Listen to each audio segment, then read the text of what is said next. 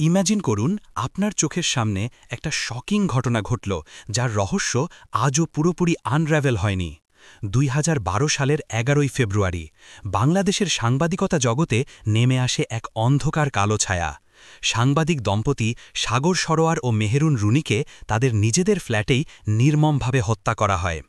রাজধানীর পশ্চিম রাজাবাজারের ভাড়া ফ্ল্যাটে তাদের সন্তান মেঘের সামনেই ঘটে এই হরিফিক ঘটনা। সকালে গৃহকর্মী দেখে দুজনের শরীরে অসংখ্য ছুরির আঘাত, রক্তে ভেসেছিল পুরো ফ্লোর। এই ইনসিডেন্টের পর দেশজুড়ে শুরু হয় তীব্র প্রতিবাদ। পুলিশ, র্যাব, সিআইডি একের পর এক সংস্থা ইনভেস্টিগেশনের দায়িত্ব নেয়, কিন্তু এক দশক পেরিয়েও এর কুল কিনারা হয়নি।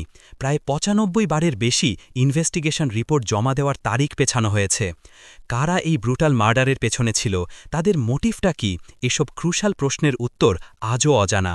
নিহতদের বাসা থেকে অনেক ক্রুশাল এভিডেন্স মিসিং ছিল, যার কারণে ইনভেস্টিগেশন আরও কমপ্লিকেটেড হয়ে পড়ে। বিভিন্ন সময় সন্দেহভাজনদের আটক করা হলেও সলিড কোনো প্রুফ মেলেনি।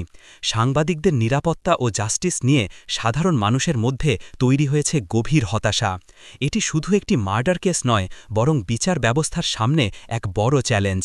সাগর রুনি হত্যা মামলা বাংলাদেশের আনসলভড মিস্টেরিয়াস মার্ডার কেসগুলোর মধ্যে অন্যতম। এই কেসের জাস্টিস কবে হবে, প্রশ্নটা আজও সবার মনে হ্যাঙ্গিং।